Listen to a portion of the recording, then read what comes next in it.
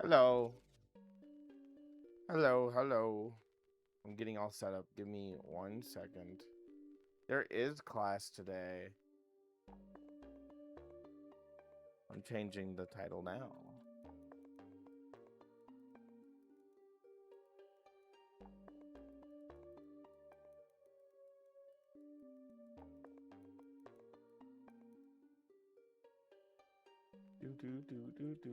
Do you guys feel very like you're learning? You're gonna learn?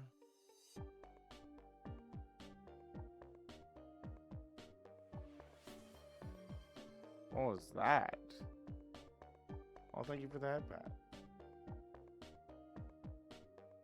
Bum, bum, bum, bum, bum, bum, bum, bum.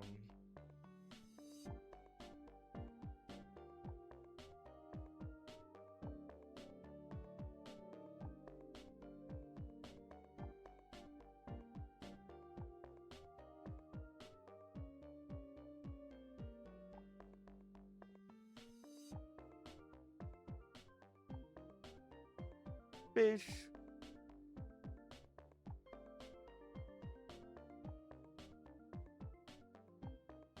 Fish. Meowdy, how are you? I'm good. I'm good. We're doing Asterism.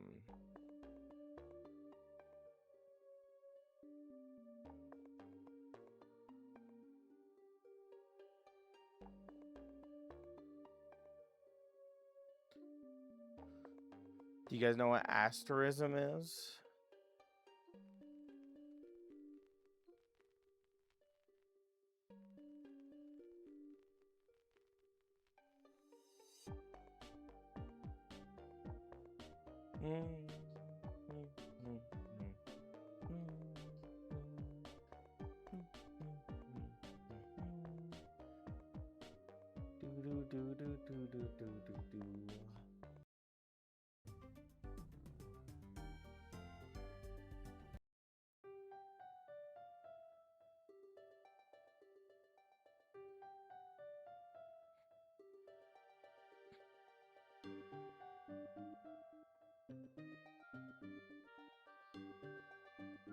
Okay, I'm just waiting for people to funnel in and then we can start. Sound like a plan? Sound like a plan. I know it's an optical star pattern in gemstone, but that's it. Well, we're gonna learn a lot today then.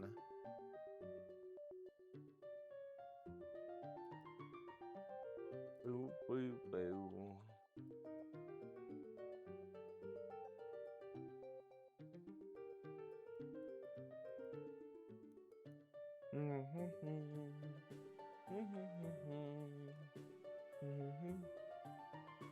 Something to do with rocks? You know what? That's super duper accurate.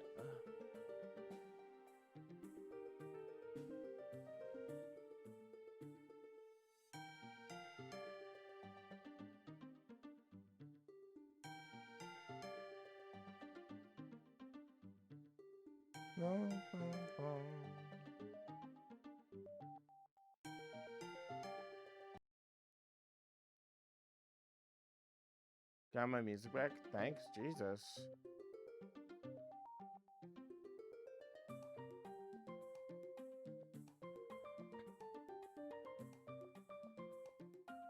Never said I had to be specific. You know what? That's true. I'm a little late today, but Hopefully we can make it work.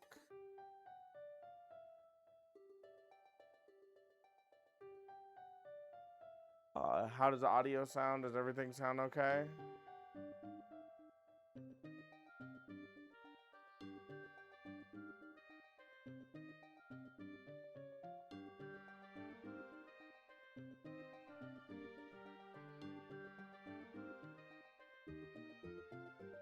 What's up? Not much.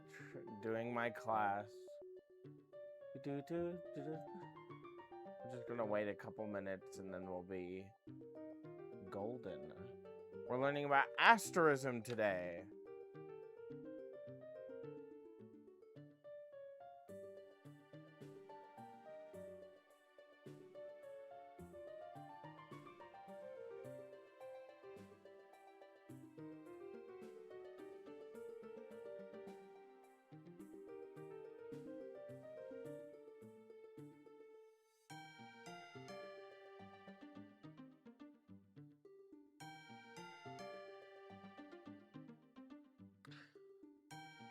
Oh, I'm so nervous. I feel like I haven't done a class in forever. I feel like I'm gonna bomb. I feel like I'm gonna bomb this.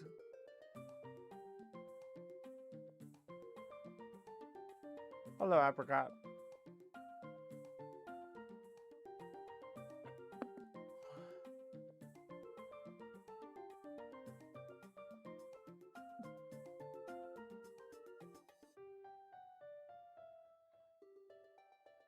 Okay.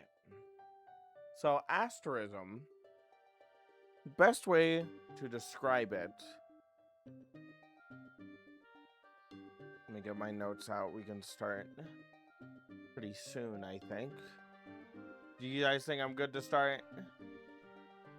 Remember, take notes. There is a quiz. There is a quiz. I'll add that to the title. There is a pop quiz. There is a quiz at the end. So.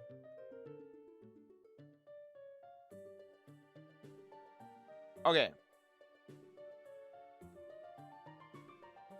We're gonna write this over here now. That way I can go on.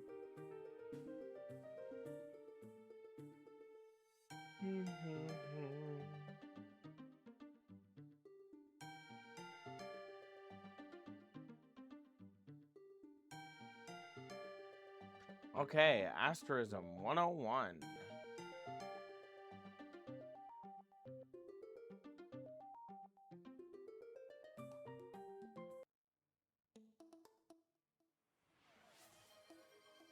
What was that?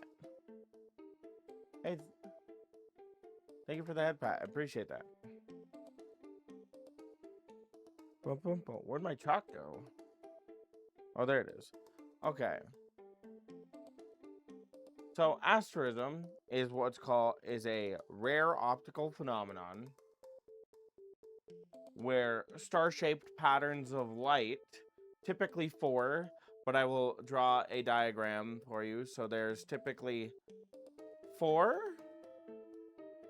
Then there is very rarely 6. And then ultra rare, there can be a 6 on top of a 6, which makes 12. Okay. So stars are where, when we cut them in a cabochon, they show optical star rays. Right? Make sense? Okay. And these appear to float.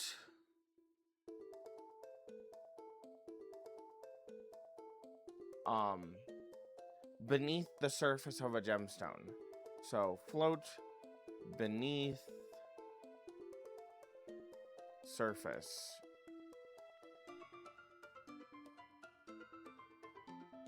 Okay.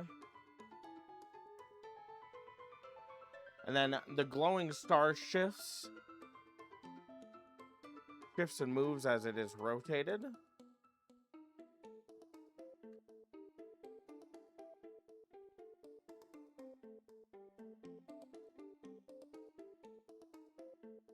as it rotates.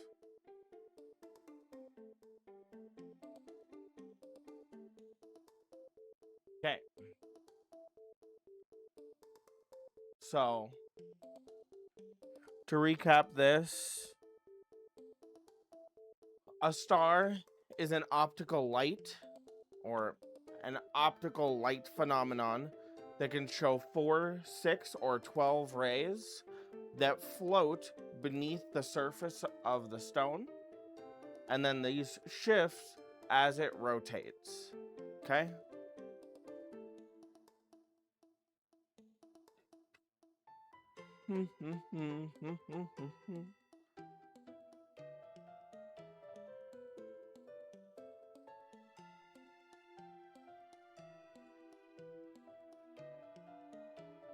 And then it's a little history stuff.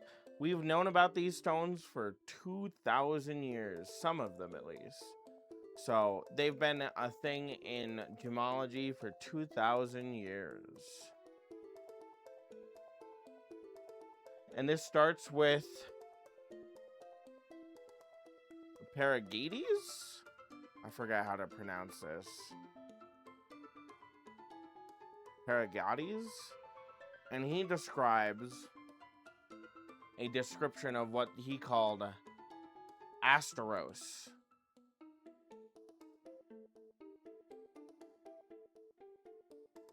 Asterios.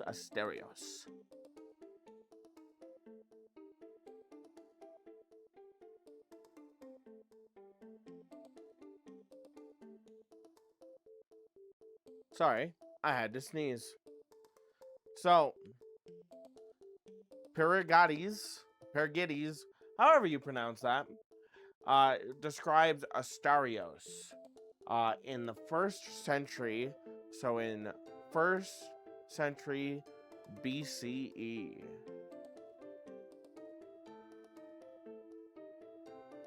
And this is where he describes there's other historical names for it, called Asterius,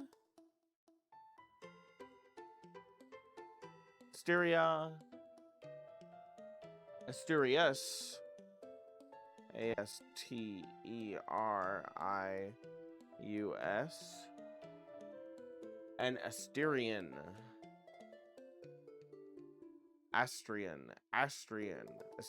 Astrian, who cares?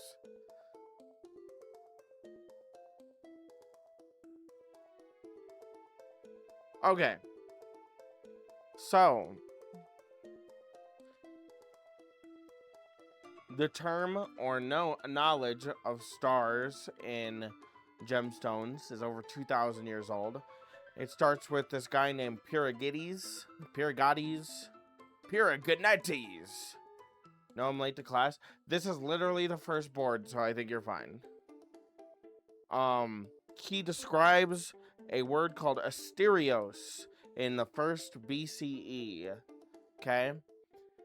And then there's other words to describe it. Asterius, and Asterion. Okay?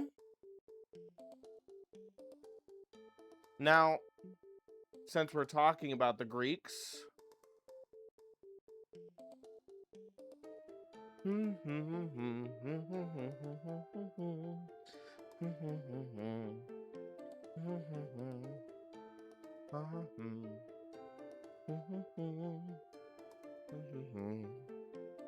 okay. Asterism, the word A-S-T. Jesus, that hand tracking. Ugh. A-S-T-E-R-I-S-M comes from the Greek word aster. Okay? Equals aster. A-S-T-E-R. This means star. Now I'm craving a souvlaki. What is that?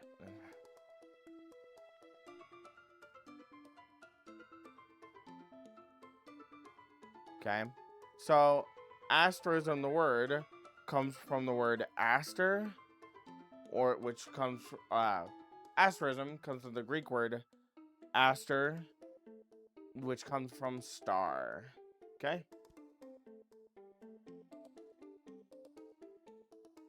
Okay.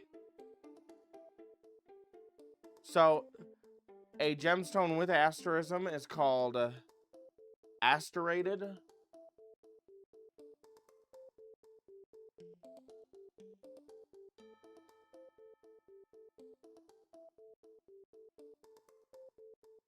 Or starred.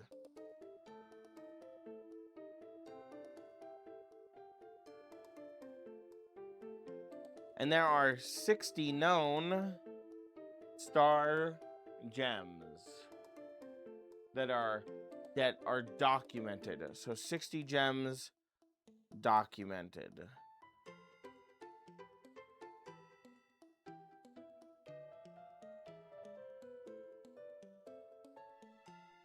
Okay, that's our first part of the class. What do you guys think so far? So what is a star? What is a star when we talk about asterism?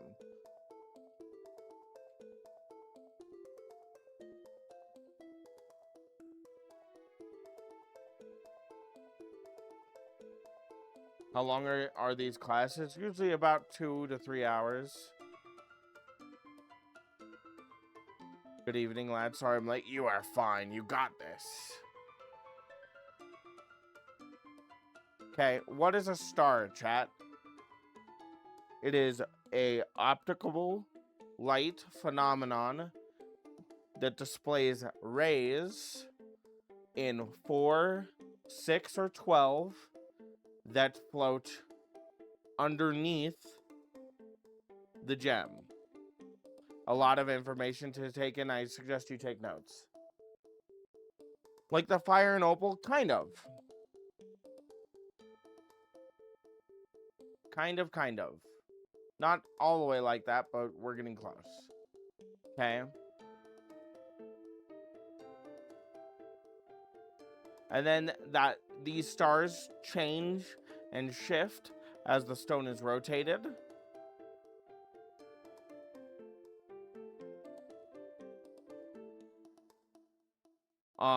And then star gems have been noted for about 2,000 years, starting with Pyrgides' description of Asterios in the 1st century BCE. The name changes over the years to Asteria, Asterius, and Asterion. The word asterism comes from the Greek aster, which means star. Asterism gems are called asterated or starred, and there are 60 gems documented. Okay? That's our recap of the first part.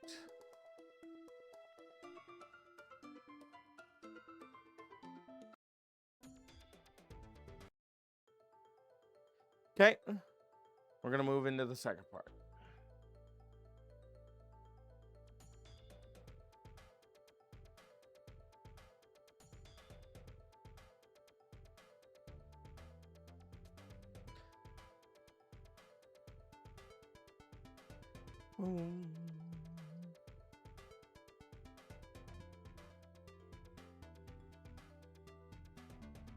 What causes them? We'll get into that.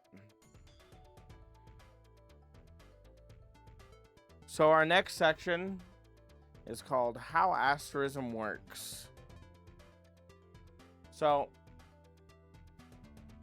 it occurs from multiple bands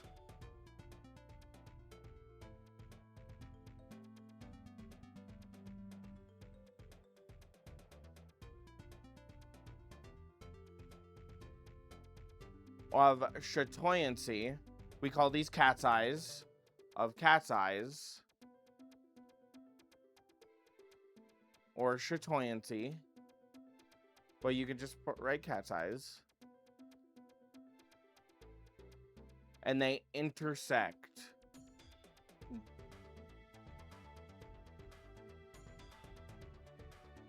So as a good example, if I draw a circle and say this is a ruby, and it has a line going down the middle, this is chatoyancy. This is a cat's eye. But if I draw this, if I have the same ruby and it has lines that intersect, this is a star. Okay? Make sense?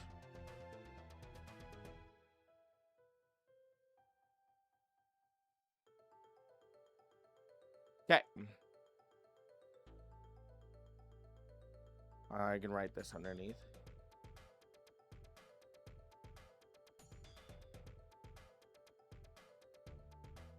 Okay, cat's eye, star. Okay. These bands are caused.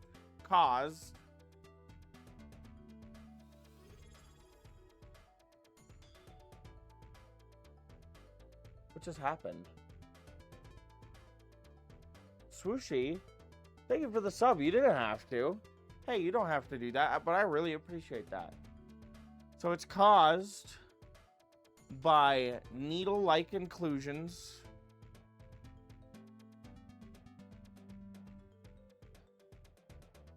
Thank you again, Swooshy. Needle-like inclusions.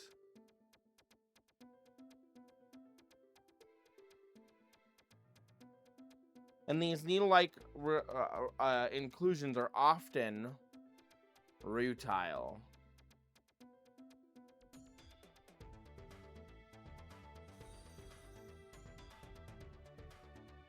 Thank you for the follow. Thank you for the follow, Arctic. I really appreciate that.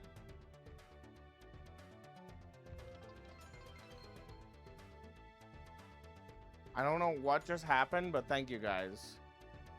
Okay.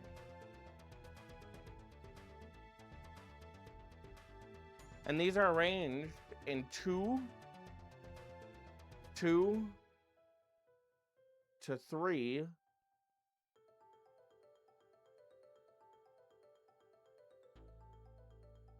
directions.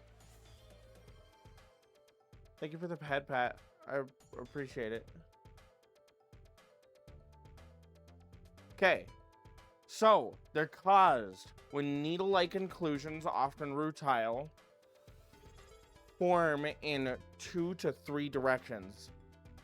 Avis Corvus, thank you for the subscription. Stop, I don't want your money.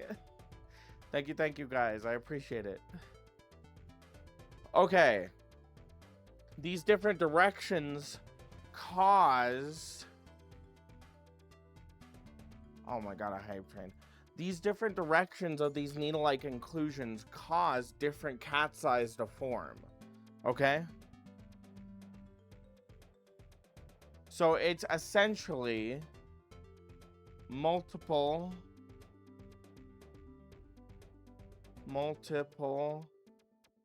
cat's eyes. Multiple cat's eyes that crossing each other. Boom. I'll give you guys a chance to write that down. But you guys don't have to give me money. You guys don't have to give me money. I appreciate you.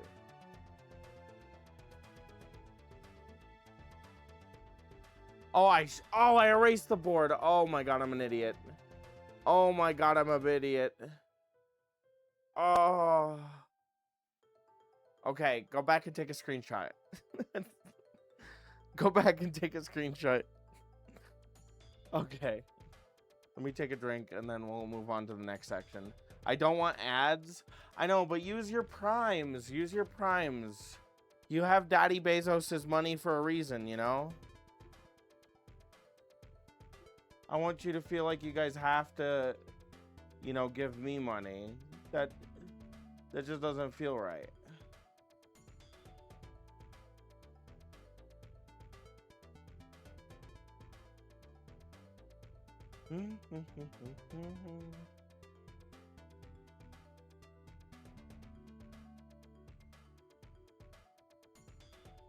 Okay.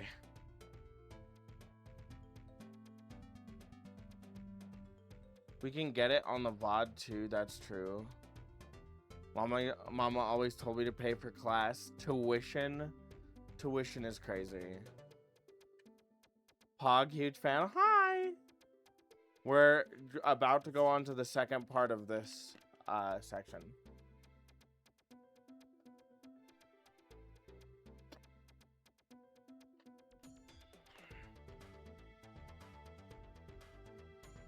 Okay.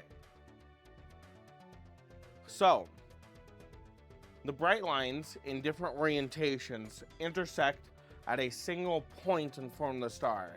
Okay. So here's something to also note. This is a star, right? This is what would happen if a star was cut wrong, right? You want that star to be in the center, okay? Mindset, don't get arrested. Hey,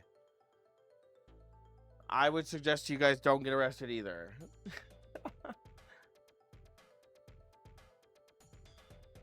So this is important because, for example, garnets and spinel, even if they form the needles in cubic minerals like garnets and spinels, they cannot be coplanar.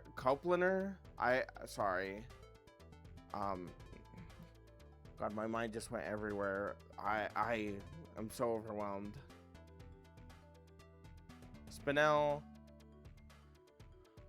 coplanar. So they don't star like rubies and sapphires. Okay, now I'm going to explain the term silk. What do you guys think silk means in the gemology world? What do you guys think if I say this gem is silky? What does that mean? Garnet is cool. Smooth. So it is a term for fine needle like rutile inclusions. God, I'm so bad at writing today.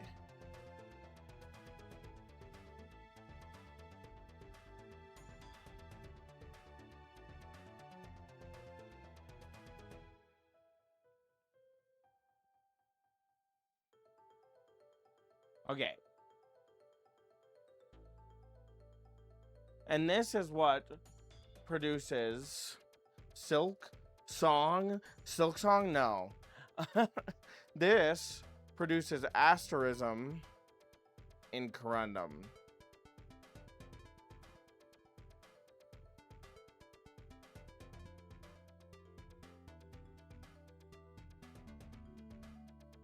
They're long, thin, intersecting inclusions of the mineral rutile, which is called silk.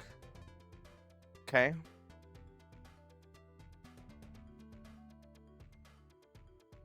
And then, thank you for the follow. Thank you for the follow.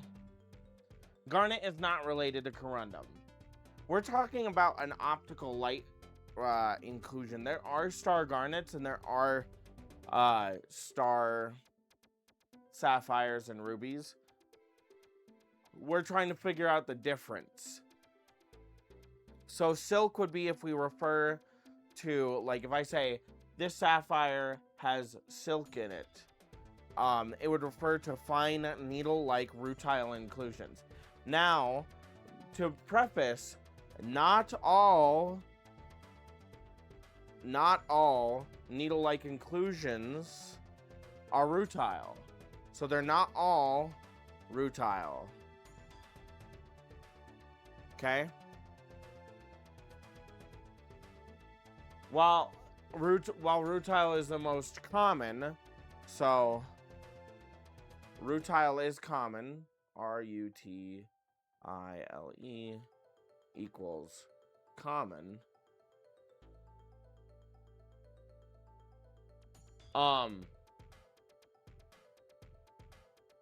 In other oriented inclusions, there are things such as ilmenite, magnetite, corundum, quartz, mica, olivine, pyroxene, amphibole have also been observed. So there's lots of different inclusions. Lots. So it's not all rutile, but it's the most common. Okay? I apologize if I seem all over the place. I'm a bit overwhelmed. Okay, I need to change song because we are in a different section of class and I want to make it easy.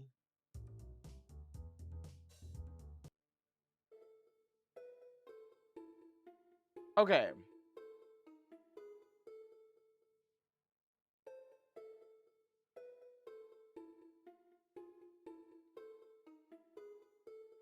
Anyways.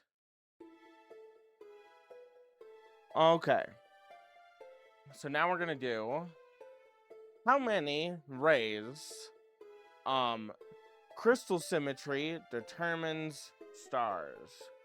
So one of the most important concepts in asterism is the number of rays in a star is not random. It is determined directly by crystal system.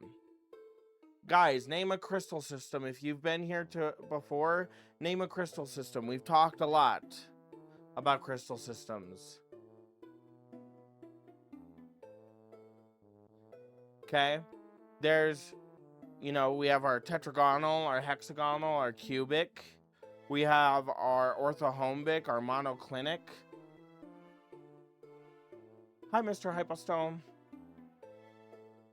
Yeah, orthorhombic. Orthorhombic is one of our crystal systems. And this directly correlates with how many rays a star can have. Right? So, for example, things with 4 stars or chatoyancy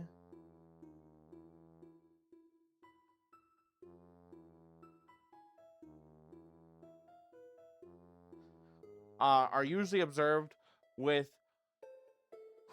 often observed with lower symmetry. Lower symmetry.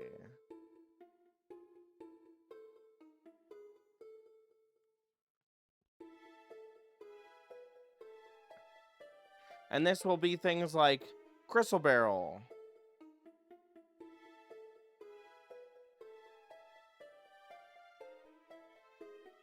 which is part of the orthorhombic crystal system.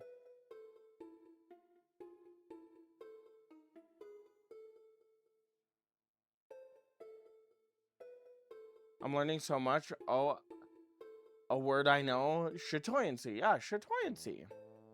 And diopside,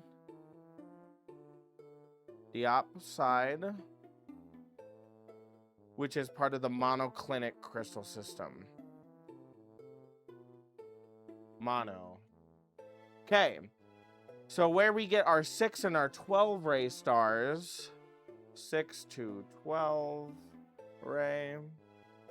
Now, mind you, I have never seen a 12 ray. It is theoretically possible, and I know that there's a couple in like private collections that are technically, but not technically.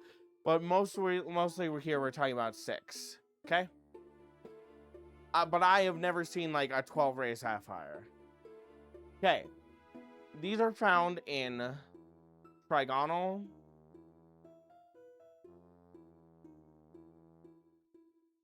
and hexagonal minerals.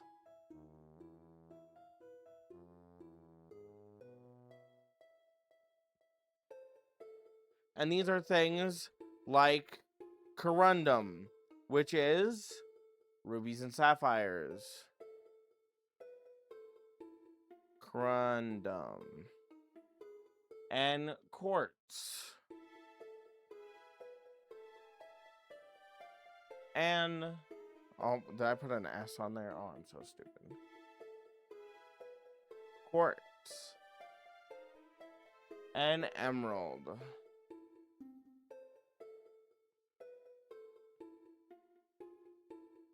Okay.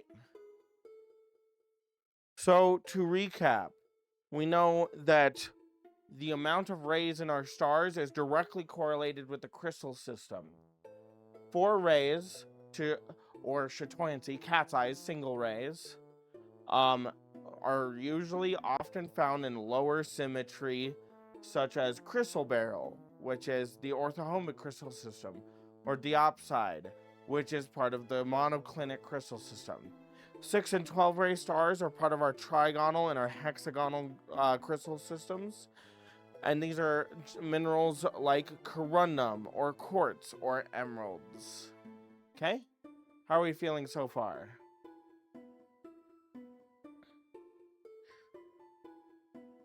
Then I have a little thing to write over here. So I'm going to put tri for trigonal or hex for hexagonal right here. So this is our 6 to 12 ray. And then our cubic.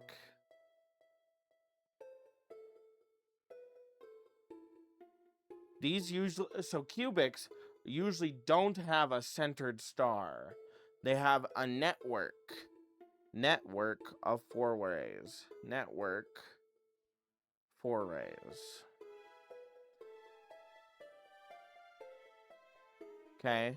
Orthorhombic, we're going to use orth for orthorhombic is for 4 rays. And mono is for 4 rays. Okay.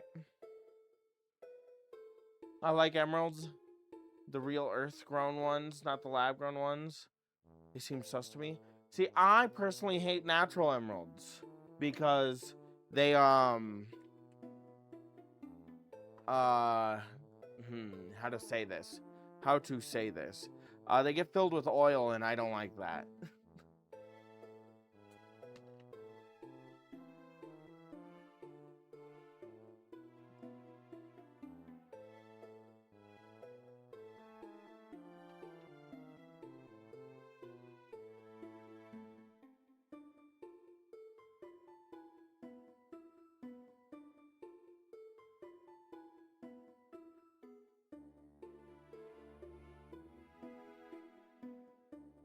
Okay. Now, star garnet.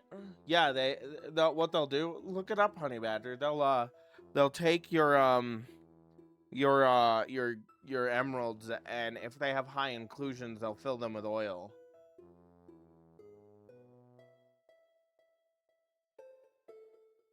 Bum bum bum bum bum bum bum bum bum bum bum.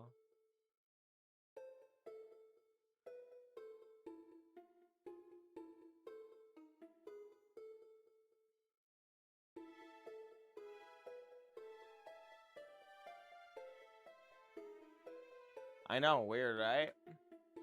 Sorry, I'm just taking a small, little breather to let people catch up a little. Humans do such strange things. I know, right? Well, that didn't do what I wanted. We were just talking about how stars are a direct cause of the crystal systems that they're in.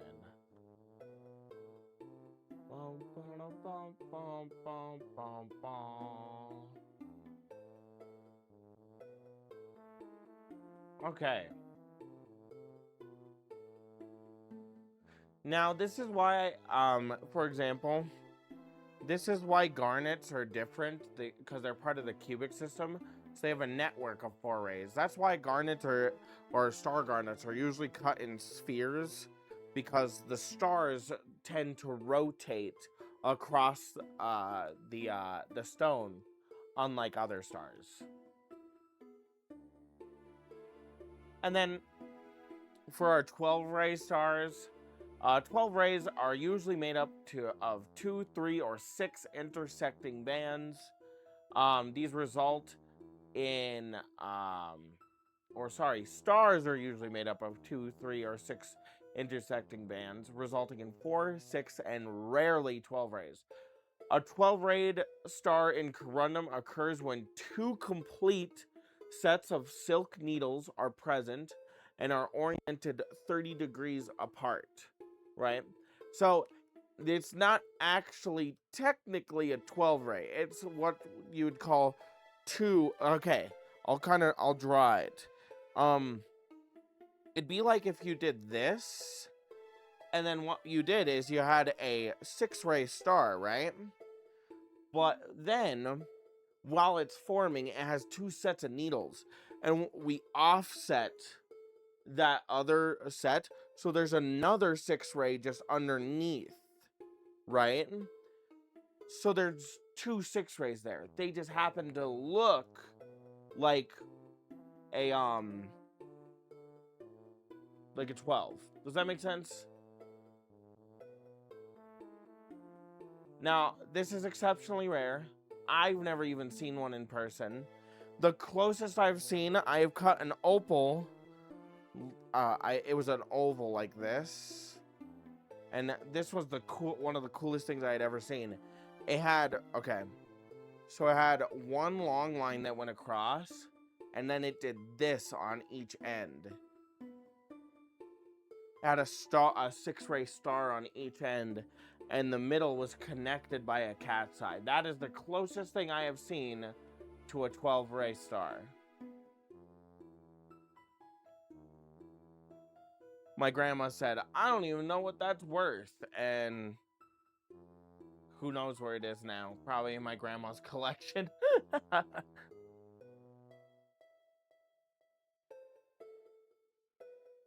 Okay, we're going to cover one more thing, and then what we might do, we might take a small break, because we are on, what page are we on?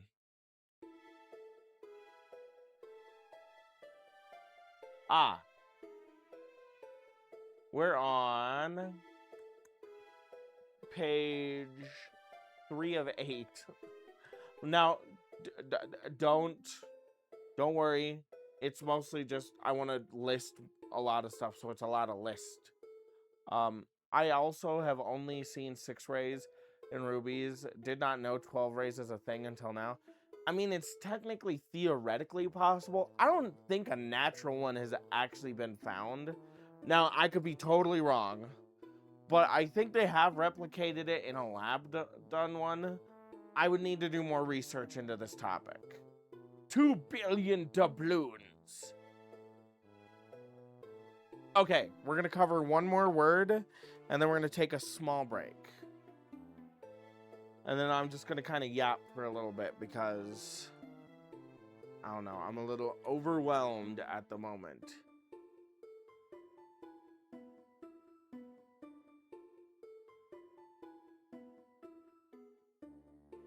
Oh god, I can't see. Ugh! God, I did a terrible job on that. There we go.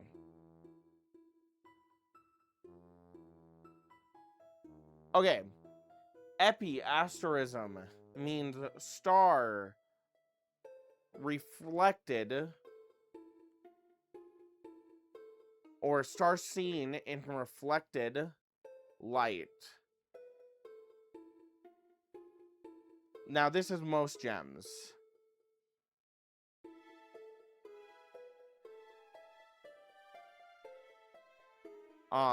So epiasterism means it is a star that is seen in light.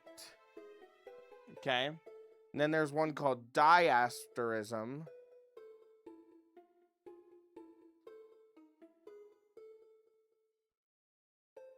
Which means it's star seen in transmitted light.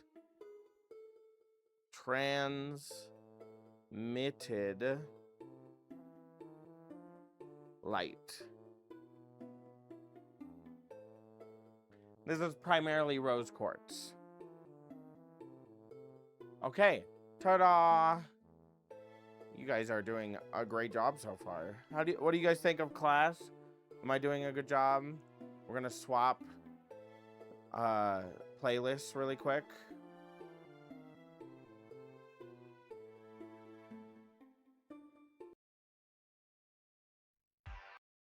Oh, that was loud. Oh.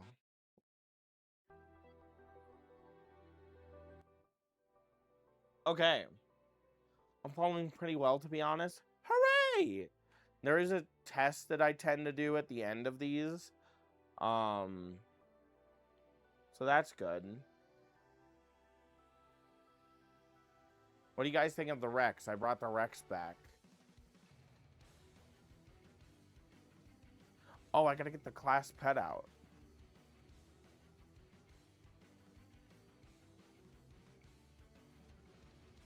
I don't know if I have him on this.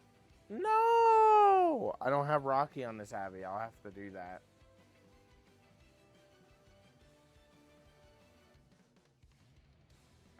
Do you get a grade for the test? Yeah, though? Yes. Actually, the plan is that if you actually take the tests at the end, then the more tests you do well on, the more stars you get.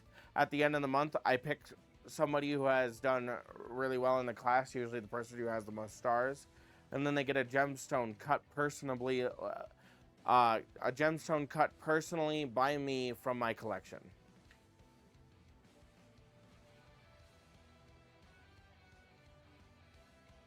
I think it's good so far. Feel bad for missing a chunk of it.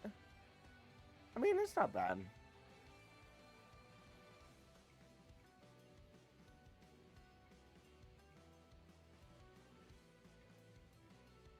I've been following your content for quite a bit, and I adore every vid. Aw, thank you. I feel so bad when people subscribe, because I feel like I make such, like, low-tier content. Like, I feel like I'm, like, very bottom of the barrel when it comes to stream.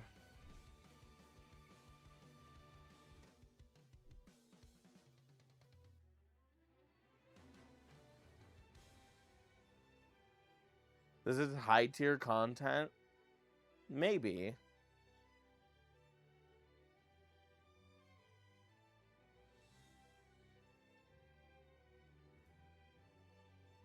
But yeah, next part of class is how we cut stars. Then we have all documented asterism stones. And then I can kind of go through some rare varieties. And because I have them divided. I have them divided as in common, then like stuff that you could find but is not too common, and then like your exceptionally rare, like one of a kind pieces that have been documented but never, like, you know, I've never seen one.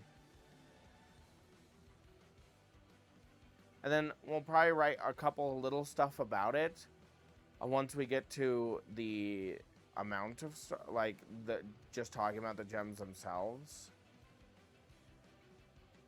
Hi, Wormo. Oh my god, it's Wormo. Hi. Wormo is one of my favorites. Not only high tier, but also rocky tier. Yes.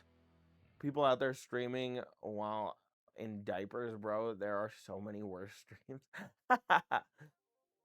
You are valued and treasured. Your content is wonderful. Oh, thank you. You learned how to tap dance? Oh, this is bad. I need video proof. You know that. You know that. I know what you're referring to, and I need video proof. Okay. I'm gonna clear the bowl. Kidding, I lied. Exactly. Wormo. Okay. This is the grossest thing Wormo has ever said to me. Wormo's like, will you cut a gemstone out of a kidney stone? Because it's like, haha, it's like a stone. And I said, sure, bro, learn how to tap dance. So if they ever send me a video of them tap dancing, I'm cooked. It's over. It's Jover.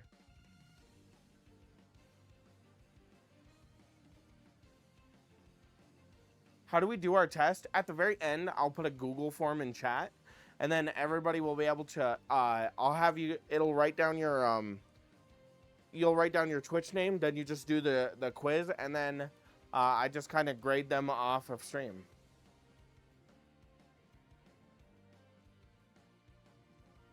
Nah. Wormo was onto something. Listen, until I get that fucking video of Wormo tap dancing, I'm never doing that.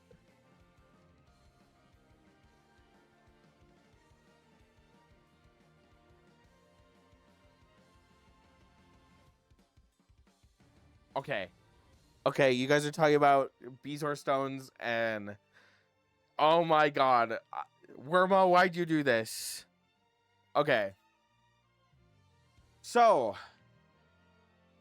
We're moving back to... Here we go.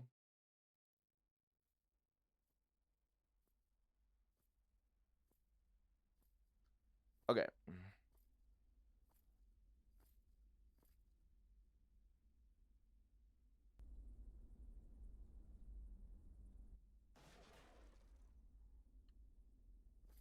Zero drinking water, only Monster. I only drink Monster. I'm joking.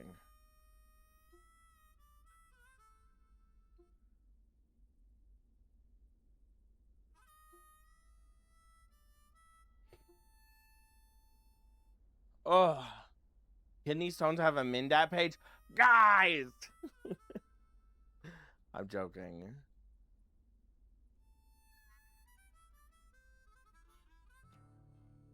Personally, I prefer rock stones for my jewelry. Same!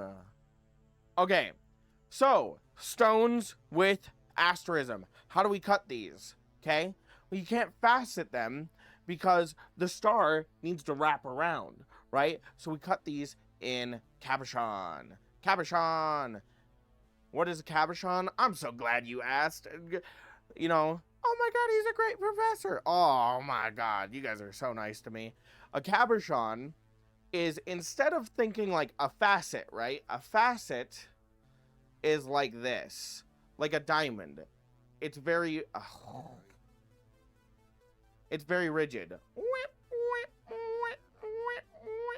Faceting. Okay? And this is done to refract light in certain ways. Okay? Now, cabochons are where we dome it. Okay? And there's a couple types of cabochons. You have high domes, and then you have low domes. Okay?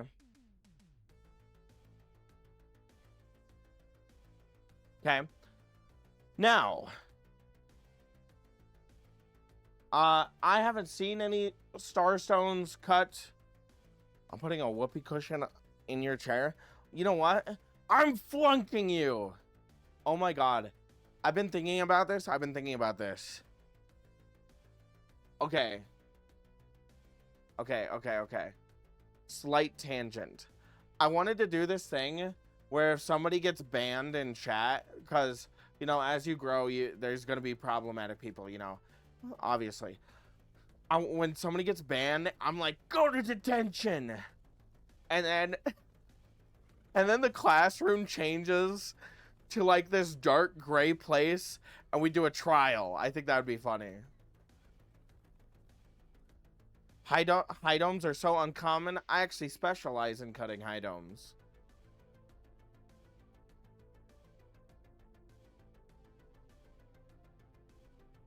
Academically rigorous course, indeed. But yeah, I actually specialize in cutting high domes.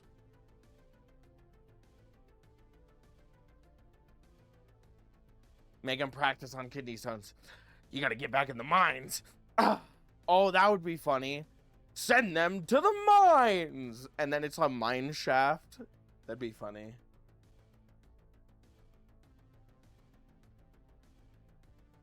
Okay. But yes, the more, okay, here's a good rule of thumb. The easier a star is to see in the most variety of light, the more expensive it is. If it's dim and requires you to have like a flashlight to find it, it's not very expensive. But if you can see it in most all light, and you can be a woo, woo, and you know, that's a good stone. Got it. I think we understand each other. So you want your star to be sharp, you want it to be defined, and you want the cut to be good, right? Some star garnets are usually cut in really high domes. Hi, Pink.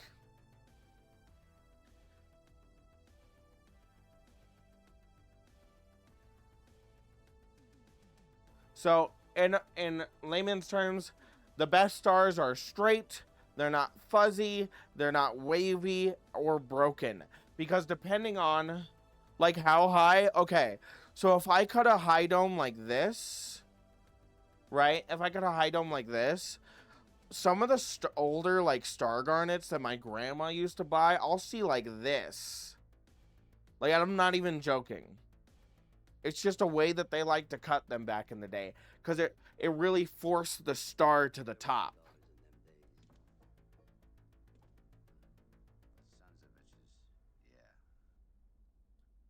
Okay. Are you guys ready for some rapid fire? You guys ready for some rapid fire? Oh, we're gonna go so fucking fast right now. Okay. Notebooks out, pencils down. Okay. Okay. Star rubies. And to preface, I'm just writing star at the beginning, but think I'm gonna say star at the everything of it. I'm just gonna write the thing. Okay. So star rubies, right? These are 6 to 12 ray, theoretically. And this is caused by rutile. Okay. And this is the rarest major commercial star. Okay. Then we have star sapphire. Again, these can come in 6 and 12 ray stars. This can be formed by rutile silk or hematite. So rutile or hematite. Hematite. For black star sapphires.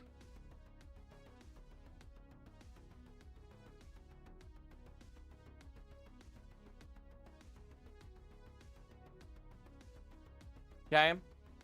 And these are our most famous stars. Most famous. Okay. Right. Onwards. Onwards. Onwards. Onwards. Then we have star quartz. Now this forms 6 ray. And these are usually what we call epi. What is epi? Epi or diasterism. This means that they can be transmitted light or in reflected light. Okay. And then rose quartz shows diasterism in transmitted light. Okay. And that's unique. So it can be epi or di, epi or di, epi or di. Okay. Onwards, onwards, onwards. We're going garnets now. Garnet. Star garnets. Now, these are super famous from Idaho. Idaho state gem is star garnets. Glad you guys are paying attention.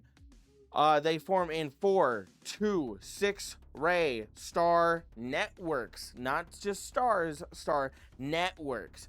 Okay? This allows it to, when you cut them into a sphere, the stars roll around as you flex it in the light. Okay? So 6 ray networks. And this is usually caused by rutile, ilmenite, or others. Okay? Now, Idaho star garnets are famous for its 6 ray variety. Boom, boom, boom, boom, boom. Emerald Creek garnets are peak. I actually know, I'm good friends with the people who originally started cutting star garnets. Anyways, onwards, onwards, onwards. Then we have what's called black star diopside.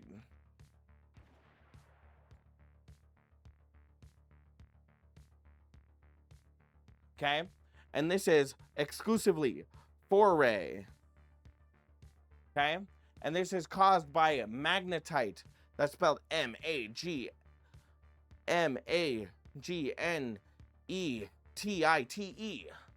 Boom! And it's caused by magnetite needles. Okay? And this major commercial source comes from India. Glad we're on the same page. Okay.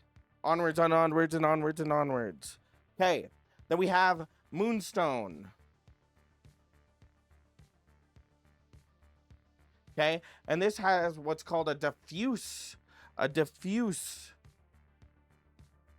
D-I-F-F-U-S-E star.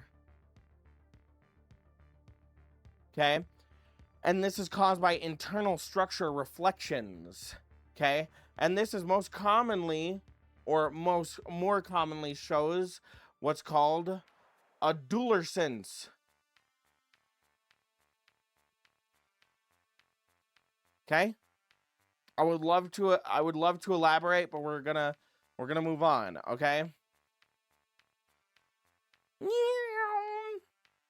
Okay. How are we feeling so far? How are we feeling so far?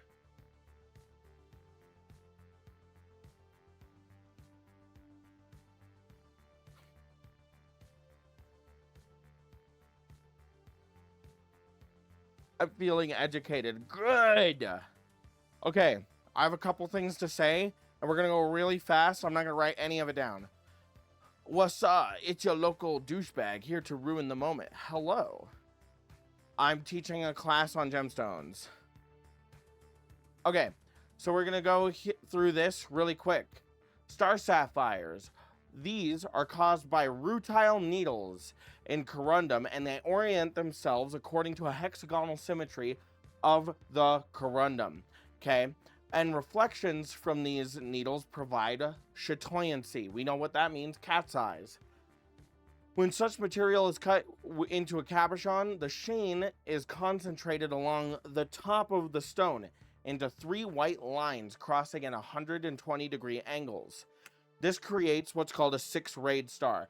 Very rarely, there are 2 distinct sets of needles. This is where they stack on top of each other, and they orient into a first and second order prism that are 30 degrees apart. So imagine they're stacked on top of each other and offset, and this results in a 12-ray star.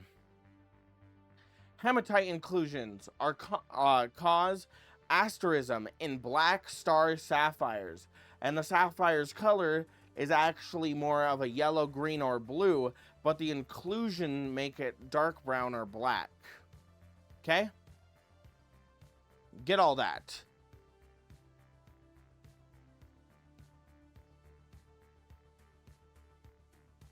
Glad we got that. Glad we got that.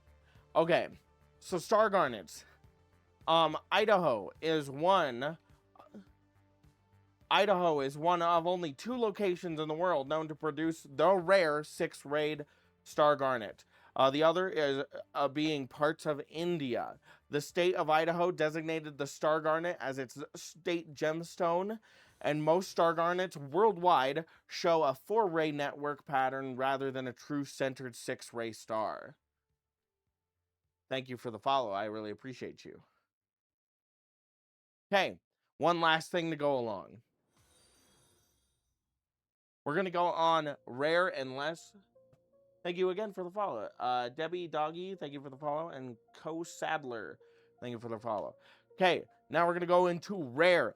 These are documented, but they are infrequently encountered stars. And these are going to be things that including aquamarine, beryl, bronzite, calcite, chrysoberyl, enstatite, hypersthene, kyanite, peridot, shilamite. Oh, dude, why do I even have that anymore? God, that man fucking sucks balls. I fucking hate that guy. Tiny riot. I need to go back to my...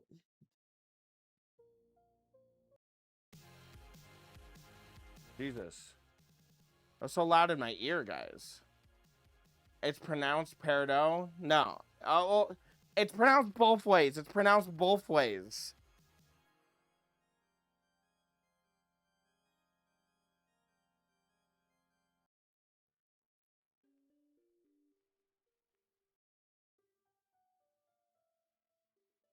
It's pronounced both ways.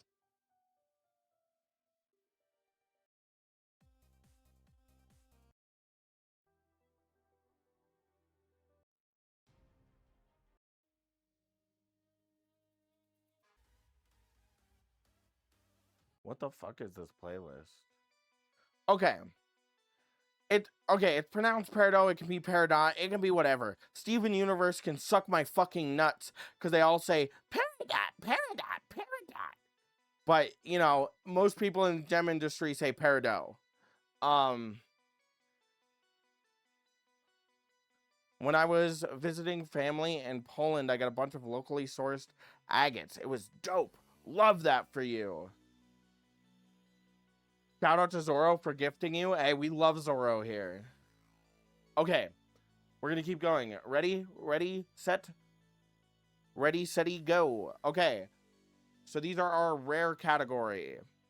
And we're gonna start off with aquamarine.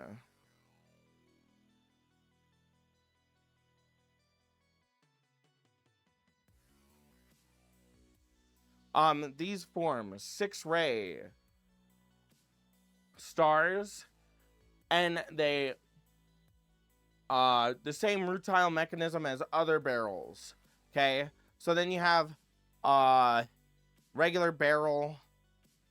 This would be common, or pure barrel, which I guess would be called like this would be your things like goshenite, red barrel, emerald, so on. And these form 6-ray as well, and these are also caused by rutile. Then you have something called bronzite, bronzite. Bronzite, which forms 4 rays, and it's part of the orthorhombic crystal system. Or, sorry, it's an orthopyroxene. I read that wrong. Orthopyroxene. While I would love to get into that, we don't have time. Okay? Write this down. Write this down. Take a screenshot. Write this down.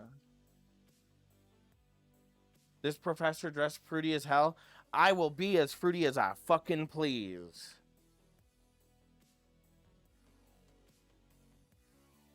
Okay. Then we have something called star calcite, which is variable. And this is extremely unusual, given calcite's perfect cleavage. So these are super rare.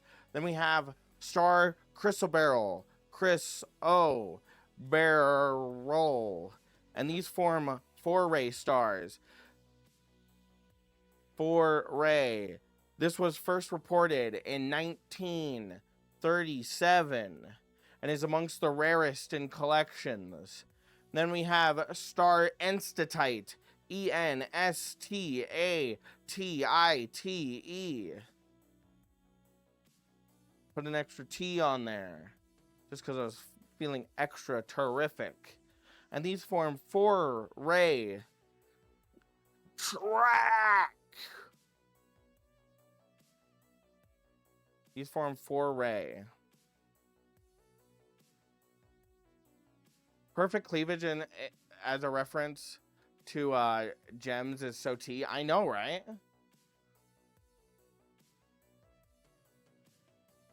There was some rocks, some were shiny. That's about it. Exactly. Okay. Enstatite. This is also part of the pyroxene family. Again, would love to get into that, but we do not have time for this class. So then we have hypersthene. H-A, or God, why did I say H? Hypersthene.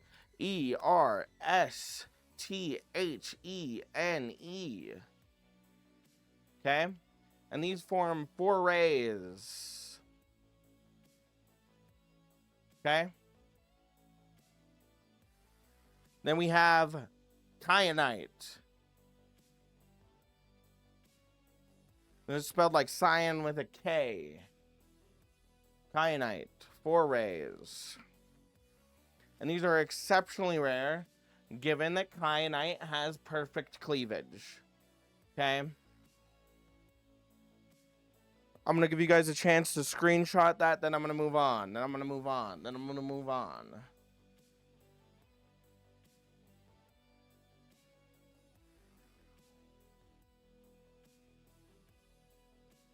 What I missed, we're talking about asterism.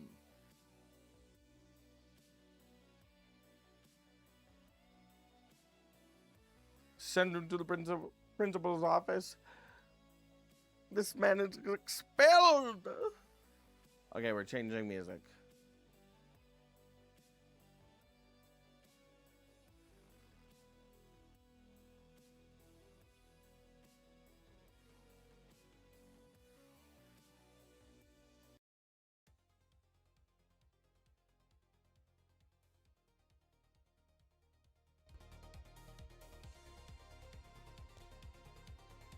You guys excited? You guys excited?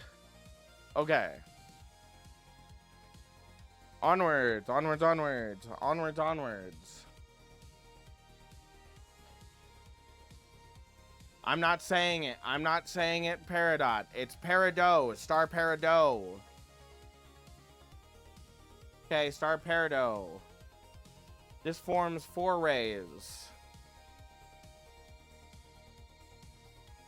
And this is documented in an extremely rare for an already rare phenomenon. So rare, okay? Then we have star Scheelite. Scheelite. Scheelite. This forms 4 rays. And they are typically calcium tungstate. And they typically are fluorescent orange. Then we have scapolite. I'm not saying it that way either. I'm not saying it that way either. I've been off and on my computer. How about this? You guys can take the test, but use the VOD. There you go. Okay. Scapolite forms 4 rays. Okay. And this is seldom seen with asterism. That's why it's rare. Okay, then we have star Spinel. And these are in the network family, like garnets. Then we have star Sunstone.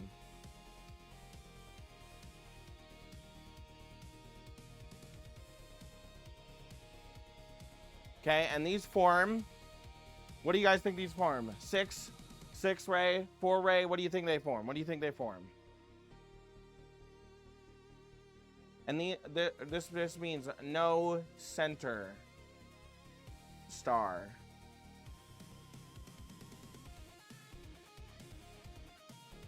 Three, 6. Nope, it forms 8. 8 ray.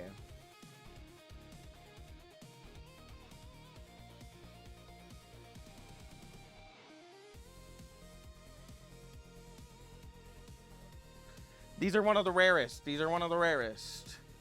These are one of the rarest, okay? This is Oregon or Tanzanian sunstone. They have among the most dramatic rare stars, which is 8 ray. And again, it's that same concept of our 12 ray stars, where we have a 6 and a 6, and they go and then turn. Well, same thing. Okay. Take a screenshot. Take a screenshot. Take a screenshot. Take a screenshot. We're going fast. I told you, we're going fast today.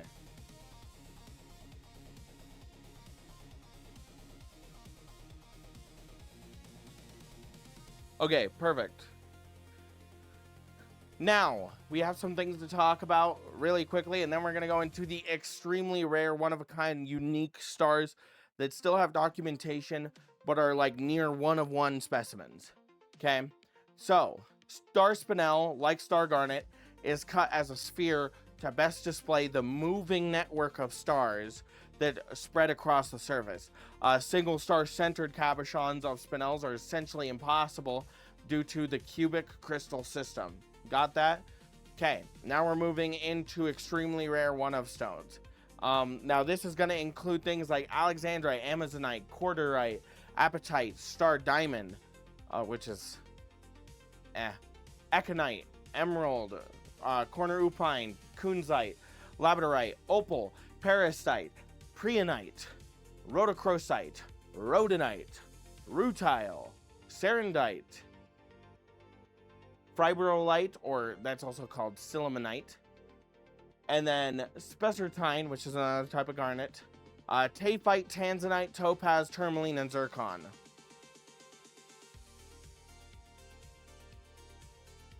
Okay. So, star alexandrite. Now, all these probably won't have a lot of information on the type of stars that they form because they just are so rare. Okay, so star alexandrite is super rare because you would combine two of the rarest phenomenons in stones, which would be it color changes and it stars. Color change and star.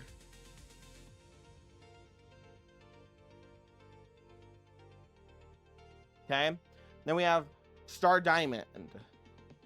Now, this is documented, but not a lot is known about it, so we're just gonna write star diamond. I'm not making a JoJo reference. Okay, then we have star tanzanite. Tanzanite.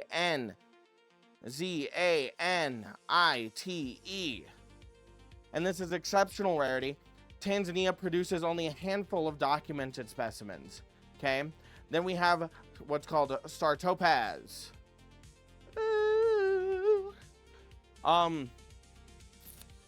Now this is rare because topaz has perfect basal cleavage. So that makes the survival and cutting extremely difficult. So specimens are rare. Okay. And we have our star tourmaline. Okay. And these are documented. Tourmaline's complex chemistry rarely aligns with asterism conditions. Okay.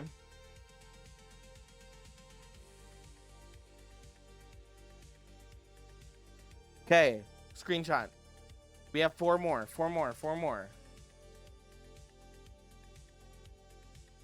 Diamond does not have color change. Alexandrite does. Diamonds, there's not a lot of information on star diamonds. Alexandrite and asterism sounds crazy expensive. That's why you and me will never touch one. Unless I rob a country. Which I'm not saying I will, but I probably will. But I won't, but I will. I'm joking. Or I'm not. I'm joking. No, I am joking. Or I'm not. No, I'm joking. Or I'm not. No, I'm joking. God, I feel like I'm going insane. Okay.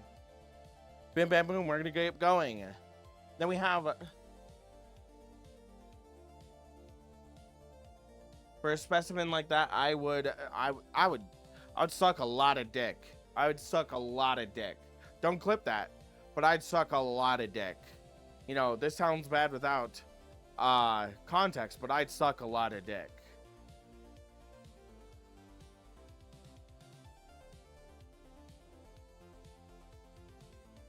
Okay, star rhodochrosite. There is a 15.51 carat specimen from the Sweethorn. Sweethorn. Horn is spelled H-O-R-N-E.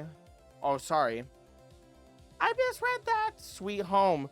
Sweet home, Alabama. Home. I'm sure you guys can spell home. Sweet home. Mine in Colorado. Mine Colorado. Colorado. Colorado.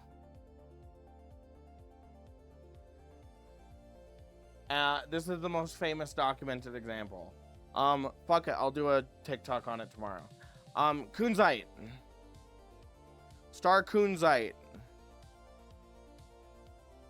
This is a spudamine variety with asterism, super extreme rarity. Then you have a zircon.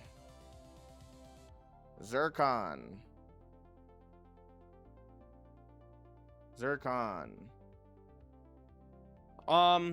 Zircon's radioactive decay often destroys inclusion networks over time. So that means if they do have stars, you would never know. And then there's one more. Opal, star opals.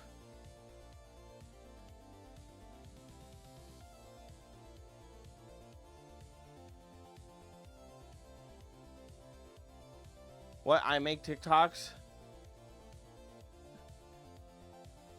Yes, I make a lot of TikToks. I'm actually known as the Rock for okay, star opals. Star opal is the ultimate rule breaker for how stars form. Which, because they're not formed by needle inclusions, but by the same silica sphere diffraction that creates plays of color. So imagine that you have a play of color here and a play of color here, and they're stacked on top of each other, but there's no space in between, right? And that's what star opals, how star opals form. Now, I have unique specialty in this because that's what I cut. I'm a professional opal cutter, and I have cut a lot of star opals.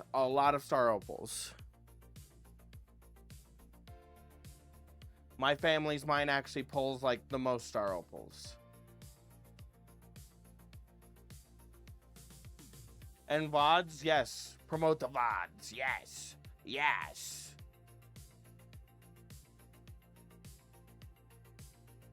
Okay, we're gonna take a small break. Oop, something was right there. Small break. Kobe, thank you for the follow. Thank you for the follow. Your family's mine? I'm getting lore. Yes, my family owns the largest opal producing mine in North America.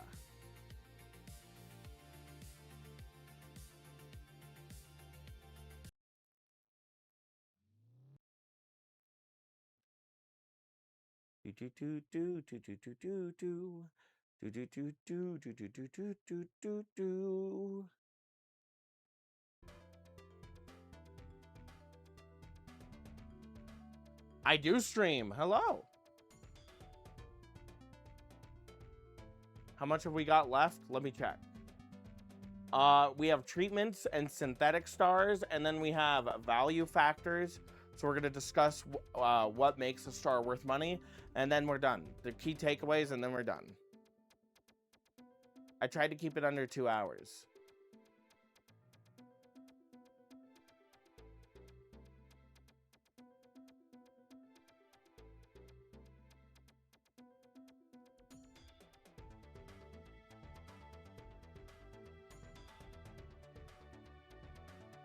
Any questions for me? Any questions for me? Sorry, I just need to take a break to take a drink.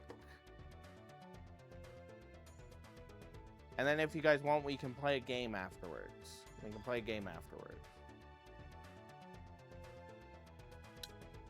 You're gonna have to lock in at takeaways. Yes, you will. Yes, you will.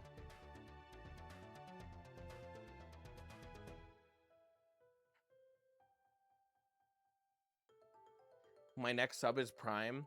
Hey, personally, you do not have to sub to my channel. If I'm going to be completely honest with you guys. If I could turn off the ads, I would. If I could, I would. According to my friends who also stream, if I turn them off, Twitch will stop recommending my stream. And the whole goal of doing this is to push education. So that kind of defeats the purpose. But you don't have to sub. I do apologize for the ads. I believe I have them on as low as they can be without affecting my recommendation, which I believe is 1:30, which fucking sucks. And I don't believe ad blockers work. But you don't have to sub.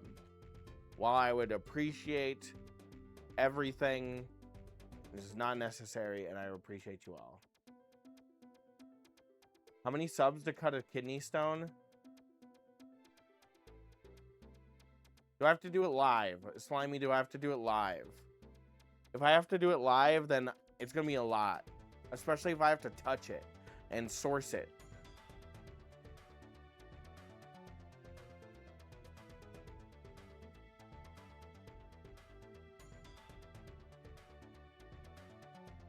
I'm not doing it for 100 subs. You couldn't get me to touch it for 100 subs.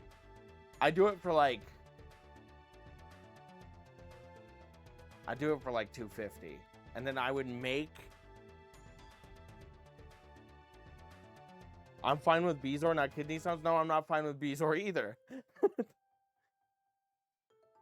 Sourcing will be the rough part. Exactly. Actually, no, I think I could go on eBay and buy that.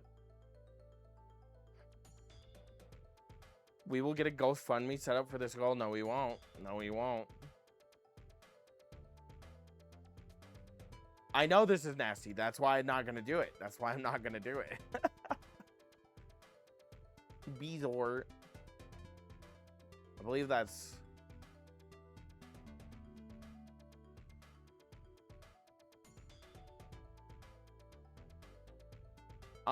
You adopt it. Okay, why am I talking about the logistics with you guys? I'm not doing it.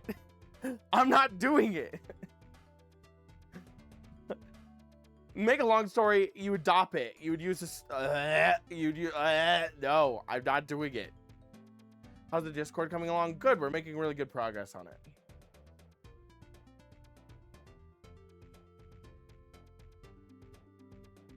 We are considering it. I am a man of my word. If I somehow make it to like 250 subs by the end of the year, I will do it live.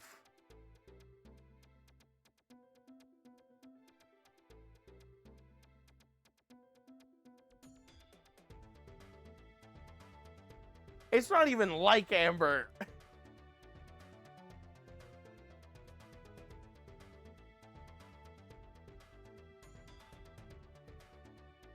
That is not absolutely possible. Fuck it. Do you want me to lower the goal? Do you want me to lower the goal? My Cab King will never feel the same. That's the thing. I don't even have a Cab King. I have a really expensive Diamond Pacific vintage 2-wheel ringleader. Lower to 25 subs. I will not. I will not. I am singing the Garnet song at 100 subs too. But again, why are we talking about this? I don't want to talk about money. It makes me feel weird. How often do you cut stone, Smokey? Every day. Every day. That's my job. I am a professional gemstone cutter. That is my job. Would you cut a radioactive gemstone? That's where I draw the fucking line. I will never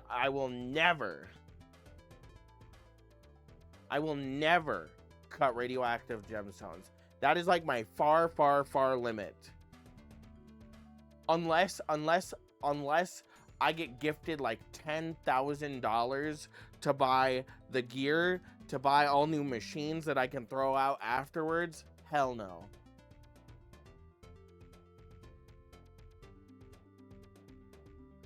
Okay, it's not technically scary, but it's the dust that's scary.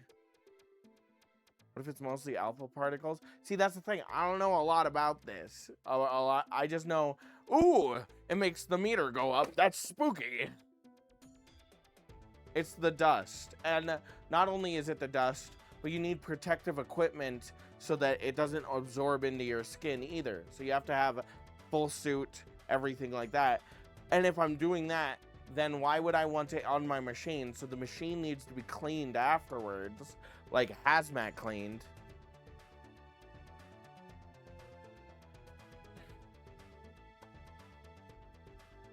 Bad chat. Radioactivity isn't that dangerous.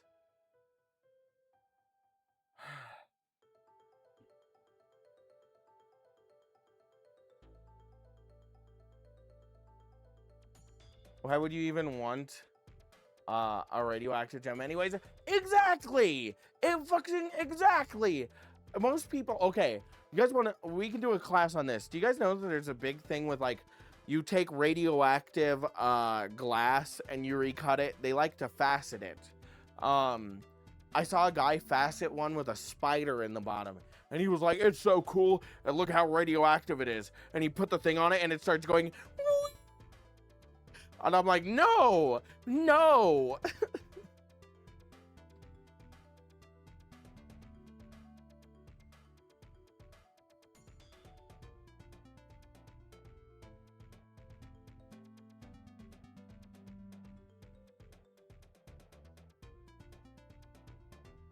See, that's the thing. It's the cutting that's the dangerous part. It's not the having it that there's the part, it is the cutting part. That's where I draw the line. I would have radioactive, like cool, like, ooh, look, it's all kept safe. But cutting it is different. That requires a lot of specialty equipment and it requires a lot of safety.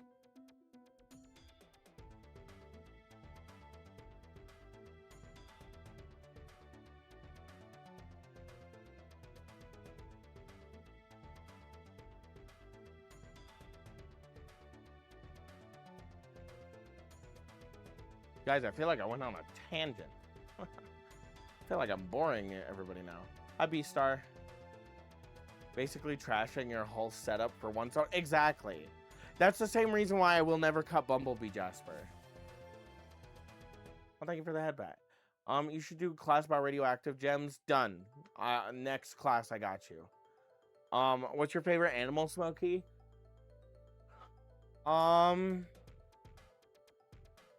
Well, my favorite animals are werewolves. I'm joking. I am a big...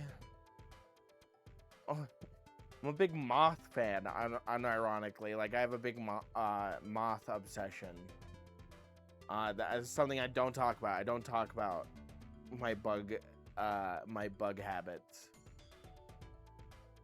I use garnet for my job exclusively. That's actually pretty sick. Silica dust alone is scary as hell. That's why we use water. If you could cut anything, what would you choose? You got a magnum opus. Okay, so the most expensive gemstone I've ever cut is that double star that I cut for my grandma, which is theoretically priceless because it's the only one we know that does that. My magnum opus... Okay, if I'm cutting anything, this is my magnum opus. I want to make the world's largest opal triplet. The world's largest opal triplet out of all natural materials. I went into an antique store that had a whole aisle of that stuff. Same, I go into the antique store and I hate that shit.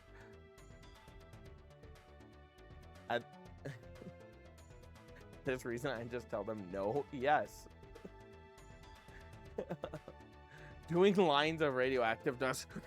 Oh, I'm gonna turn into the Hulk. Oh.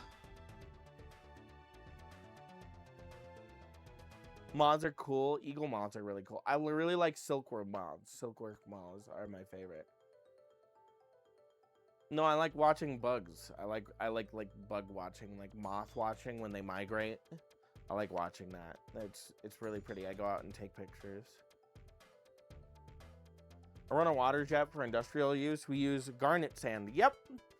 And water to cut anything from rubber to... Yeah, garnets are one of the only other gems other than diamonds that are used super heavily industrially. What do moons give you, Smokey? Cheese. How hard does the size make it? So the biggest one I've ever cut is about the palm of my hand. The biggest one, okay, this is my crazy idea because I've even thought about it. I want to do one that's the size of my chest in a V, like the Superman symbol. I want to do one that's the Superman symbol. And and I want to make it into a giant chest plate. I basically want to make it to where if you stare at me from 100 feet away, it's just like, and it shoots you with opal color like Iron Man. The size, it would require a very, very, very, very, very large machine. My other dream, like gemstone opus dream, is to make gemstone watches with gemstone dials affordable to the $20 to $1,000 range. I want to be able to make gemstone dial watches in the $20 to $1,000 range. We have a question. How much about radiation do you know? Like, some people I know, IRL, think that radioactive waste in big barrels is a real thing. No, I know enough about, like, radioactive material and radioactive, like, disposal of things to be like, oh, this is not good, this is good, this is fine, this is not fine. I know enough to where it's like, I know the difference between certain things, and then when it comes to gemstones, with radioactivity, they're also super volatile to cut. They tend to break apart a lot. The head pats and stuff. So they do like highlighting messages. Later on, they'll do other stuff like allow you to change my Avi and stuff. Hi, Smokey, how are you?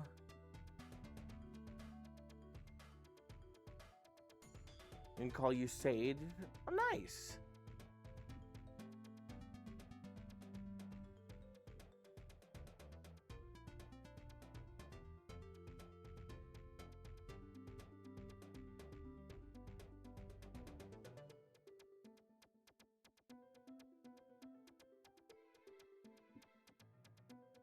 Yeah, I apologize. I didn't see that follow.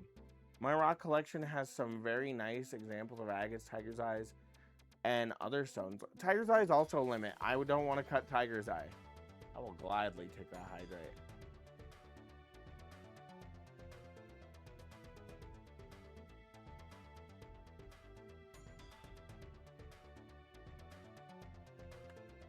Yeah, I make opal watches right now. Like, I've done an opal watch, Bruno Jasper, Biggs Jasper.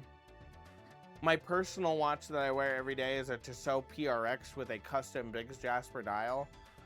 And the Biggs Jasper in it is first vein. Can't mine it ever again.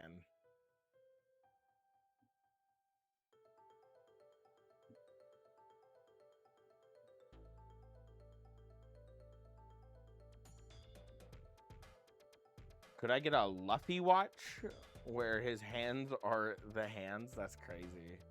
Probably. That'd be really hard. I used to collect rocks all the time. I think I mostly found like granite and something. Yeah, that's super cool. Would we be overstepping if we could ask you to do a quick breakdown of a random gemstone we suggest? I mean, no, it wouldn't be. I would be willing to do that. Tiger's eye is pretty, but I don't blame you for not wanting to cut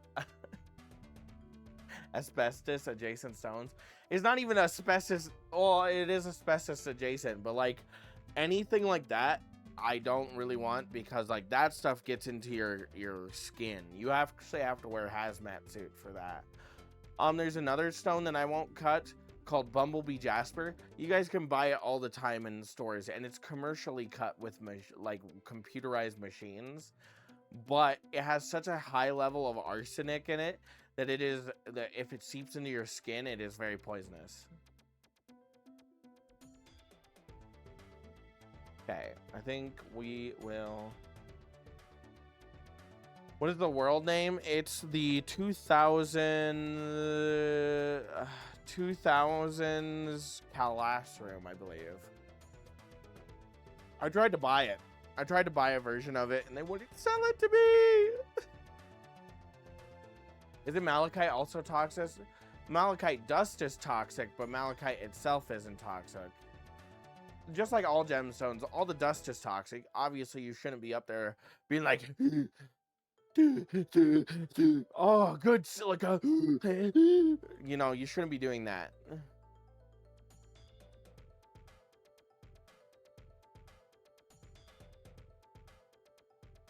I mean, once it's cut, it's fine, but you shouldn't be like up there huffing the shit out of it, you know. Okay, onwards and upwards. Bing, bing, bing, bong.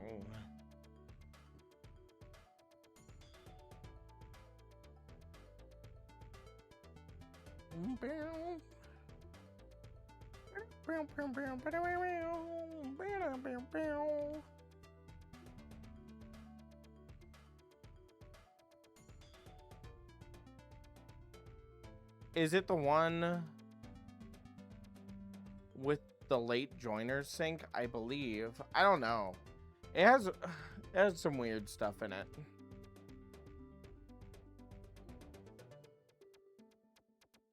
I actually drink the slurry straight from the drain tube. Yeah. That's how I become one with the stone. You know what I do? I inject it straight into my ass. You know, I take the slurry of all the silica and stuff that will kill me eventually, and I inject it straight into my ass. Okay, so there's a type of treatment for asterism stones called diffusion. Can I please see my thing? Thank you. Diffusion. Or diffusion, sorry. Is that what Kim Kardashian does? I know, it is. That's what, look at me. That's why I look like this, guys. I didn't do this by choice. Which means dual colors and dual color double stars. So dual color double stars. Okay. So usually that's one white one and one that exhibits the stone's body color. This was created by diffusion since the 1950s.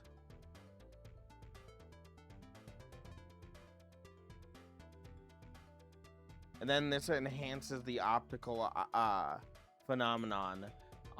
Then we have synthetic star sapphires. And I'm not going to really write this down because it's not really important. A good rule of thumb is do not store lines. Exactly. So synthetic stars or synthetic sapphires. Synthetic star ruby and sapphire has been produced commercially since the 1940s. The Lindy star, produced by Union Carbide, was a landmark synthetic sapphire product. Distinguishing natural from synthetic corundum requires examining the silk structure under magnification. Natural silk is irregular and varies across stones, whereas synthetic silk is perfect, uniform, and often too perfect. I'm a personal believer that synthetic stones are not as good as natural. What the heck is going on? We are learning about asterism and talking about injecting stuff in our butts. So, as you just, and then, like I said, most synthetic stones are just way too perfect, and that's how you tell them apart. Okay. Now we're gonna talk about value, then we'll do our key takeaways.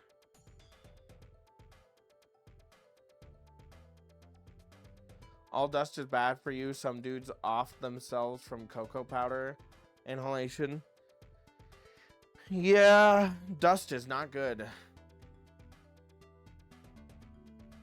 Okay, so key takeaway is our star quality. This is how we GIA identifies star gems by 6 different quality. So it's usually the star quality. How sharp is it? The star quality, how sharp? How sharp? Because we want sharp, no fuzzy. Sharp, no fuzzy. This also is like how complete the star is, and then the centering of the rays, right? So centering is also really important. Centering. Then we have body color, which is usually the depth and saturation of a stone. This is for things like star sapphires. Like, obviously, the deeper the blue, the better. Why does that P look off? There we go. Sharp. Okay, so body color. Okay. Then we have transparency.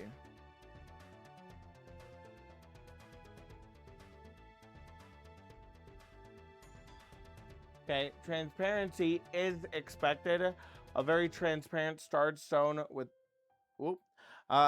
Transparency is expected. A very transparent starred stone with a sharp star is exceptional. So more transparent, deep color is good, right? Then we have size. Obviously, bigger number, better person. 5 carats is less than 15 carats. 15 carats equals good money. And then we have origin. Origin. Right? So, star rubies from Burmese and star rubies from like Sri Lanka and Kashmir are more expensive than any other places. It's just the same as like star garnets from Idaho tend to hold higher prices. Off topic, but in a geometry final in high school, a kid snorted pop rocks, did a backflip, screamed, and ran to the nurse's office. That's crazy. Hey, thank you for the follow, Sexy Red Wolf. At least he went to the nurse's office. True. Hi, Hyperu. Hello. Okay. So we'll finish this off by, I'll read some notes and then I'll read you takeaways. Okay. So, star quality and body color are often in tension. The silk inclusions that produce the star also reduce transparency and can muddy body color. Stones with very vivid color and sharp stars are exceptionally rare, which is why fine rubies regularly surpass non-asterated rubies of similar size at auction. Okay, so we'll do our key takeaways now. Hi, Rocket! Oh my god, I gotta shout Rocket out, and then we'll do our takeaways, and then we'll do quiz.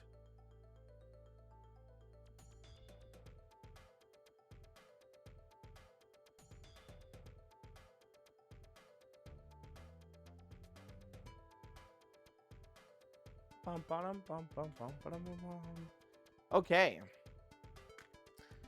So, asterism is created by intersecting sets of oriented needle-like inclusion that each produce chatoyancy, multiple cat's eyes crossing each other, okay?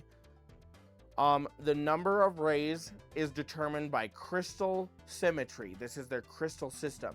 6 rays are often in trigonal and hexagonal minerals, whereas 4 rays are orthorhombic and monoclinic, and star network, which means not a single star, are in cubic crystal systems. How was your day, Rocket? Rose quartz is the primary gem showing diasterism, which means stars that show in transmitted light. All others have what's called epiasterism, which are stars in reflected light. GIA documents approximately 60 gem varieties showing asterism, and they divide them into commercial, rare, and extremely rare. Oh, Honey Badger, thanks for gifting Rocket a sub. I appreciate that.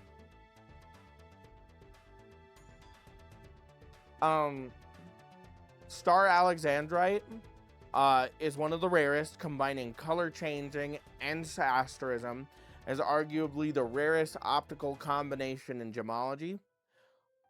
Cutting orientation is critical.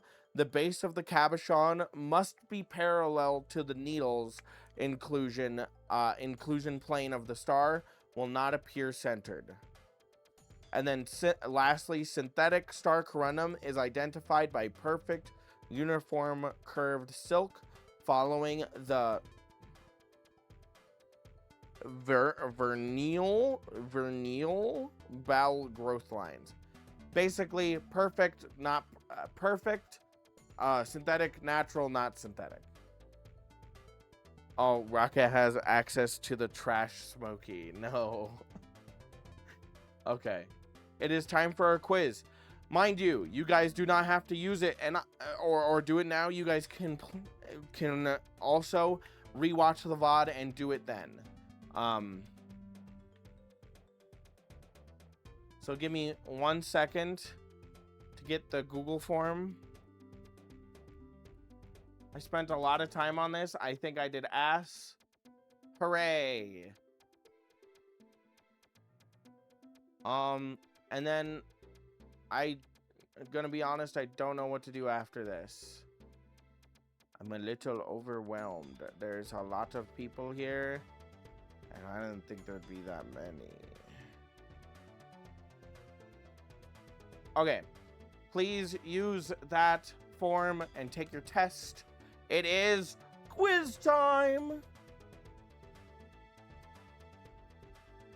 Games Q&A. We might talk for a bit while people are doing quiz. We'll talk for a bit while people are doing quiz. This is a notes thing, so you guys can do notes. Okay, it's quiz time. Quiz time. Quiz time. Quiz time. Please submit it, please. I worked very hard on it. Please do the quiz. If you have to rewatch the VOD, please do the quiz. Or if you have to use Google, I don't care. Just please do it.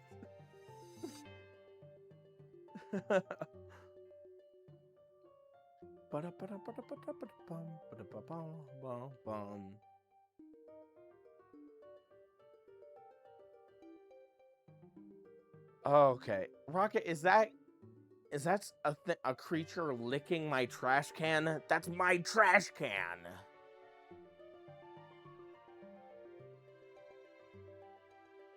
Would faceted asteroided gems cause the star to become fainter?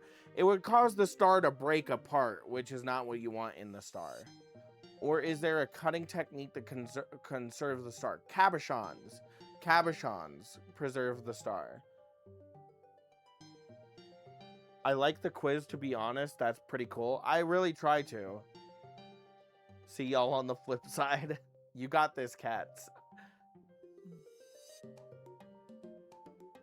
This is the third quiz you've taken. The third one.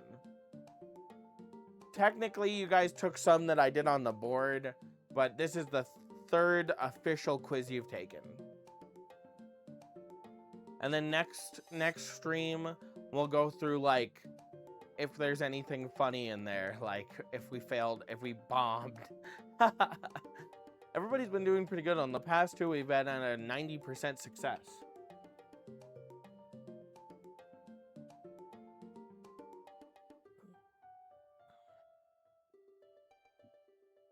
Yummy. You know what, Rocket? You're yummy. I bet, you know what? If Rocket was a paint, he would taste like oil paint.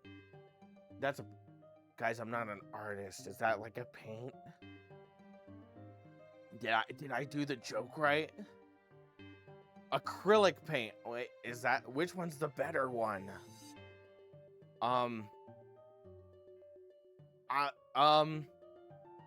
Rock paint. That's a thing. They used to make pigments out of lapis lazuli and cinnabar. That killed people. But they made it. When I get back from AC, are you good with me hitting you up on TG to talk about what we were... Yes, I would love that. I apologize for not answering. I've been doing the whole funeral stuff. So, yes, I would love to talk to you about that.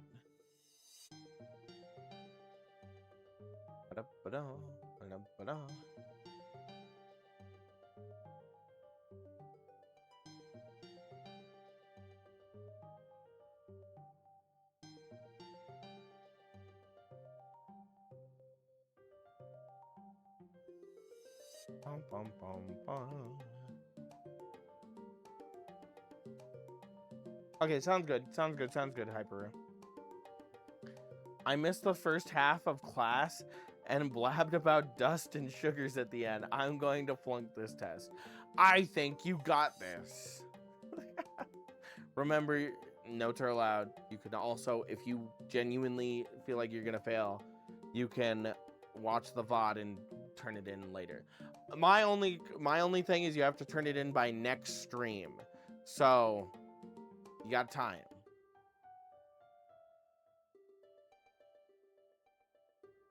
Best professor ever. Hooray! When's next stream? Next stream would be Thursday. So basically, today, you have tomorrow, and then I stream tomorrow at 6 p.m. On Thursday at 6 p.m. MDT, which would be 8 p.m. EST or 5 p.m. PST.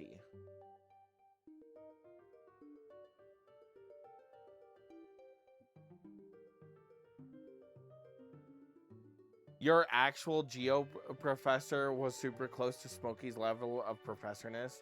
I love this. I love this. Well, yeah, don't worry about it. The fact that you guys are doing it and taking a chance on learning something new is the important part.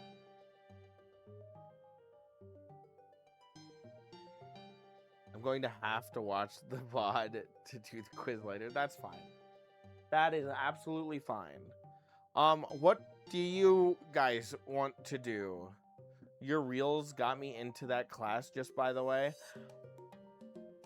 That actually makes me very happy that you started your path to geology because of a furry.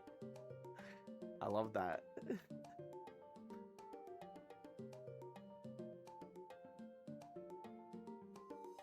I actually can't believe that. I'm genuinely surprised that somebody is actually going through through college through geology because I made reels about rocks. That stuns me. I just looked at the Twitch thing and it's like it's like flashing at me. And it's like I don't know what I'm doing wrong. It's like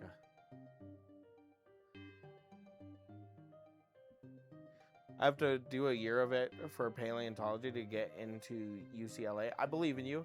Everybody, we believe in Avis Corvus.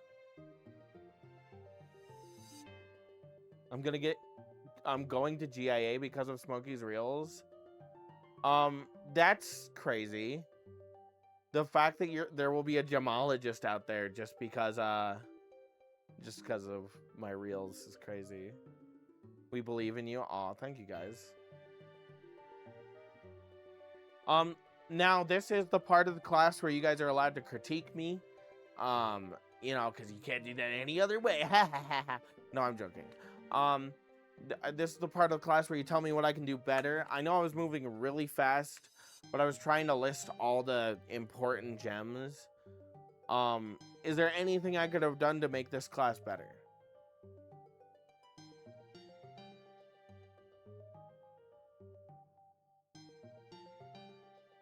I tried my bestest. Hooray! We have our first submission! Oh my god. Oh my god!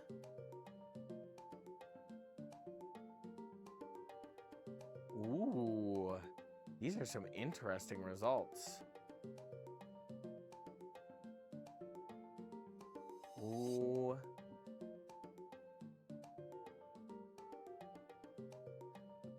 Oh, I see Rocket turned one in, but I'm trying to tell which one's Rocket. I'm trying to tell which one's Rocket.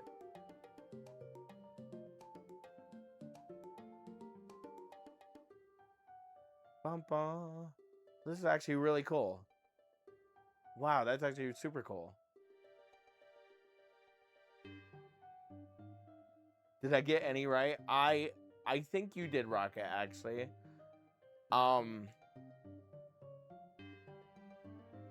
At the very end, there's a question. What is Star Opal?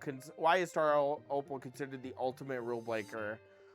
And Somebody's response is, Smokey sucks on it, and that's against the rules.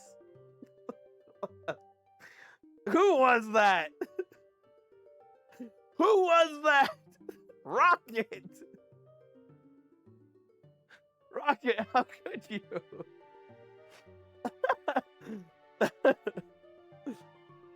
Oh, that's crazy.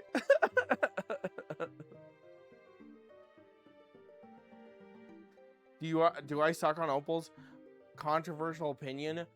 Don't lick rocks. Yes. Although he wrote some bullshit in that question, I forgot to write the opal thing down. That's so funny. Oh, this actually brings me quite joy. This brings me such joy. Such a joy.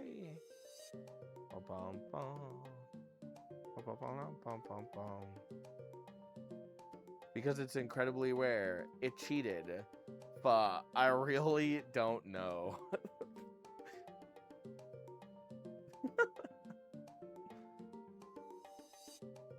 And then the only reason I have you guys put the names on there, just because I want to be honest, is so that I can award the stars.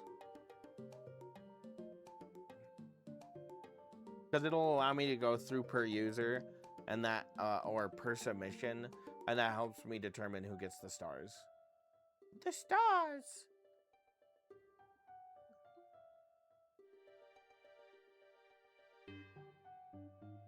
Do you ever feel like a waste of space? Your original cannot be replaced. If you only knew what the future holds. Yes, there are rewards. There are rewards.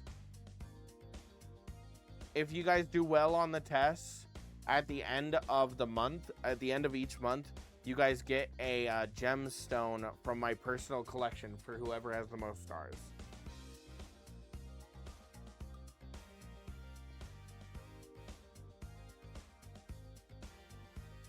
I would have cheated if there were rewards.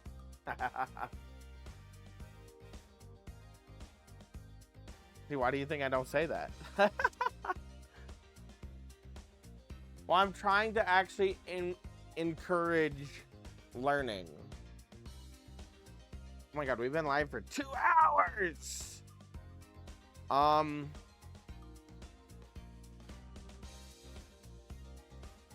Okay.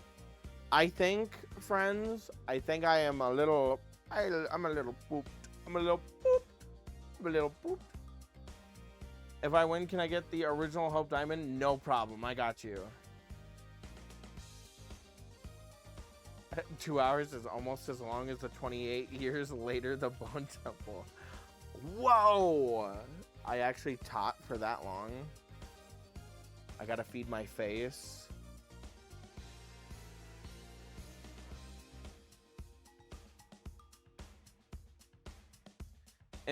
If you get it, can I have a lick? That's crazy.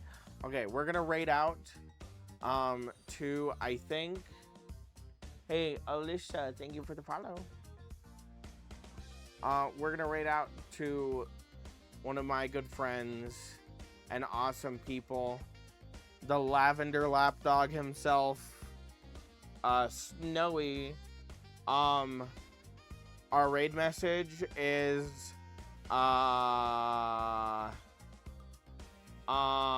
don't snort dust. That's a good one. That's a good one. That's a good one. Don't snort dust.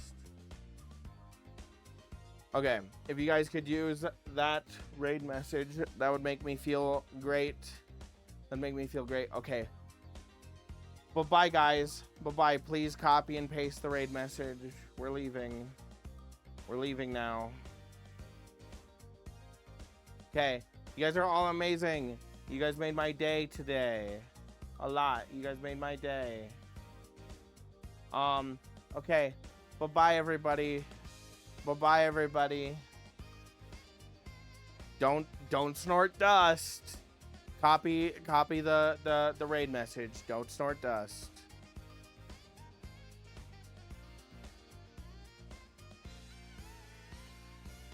Bye bye. Bye bye. I hear I get to spam my own chat because I'm special. Because I'm special. Okay. Bye everybody.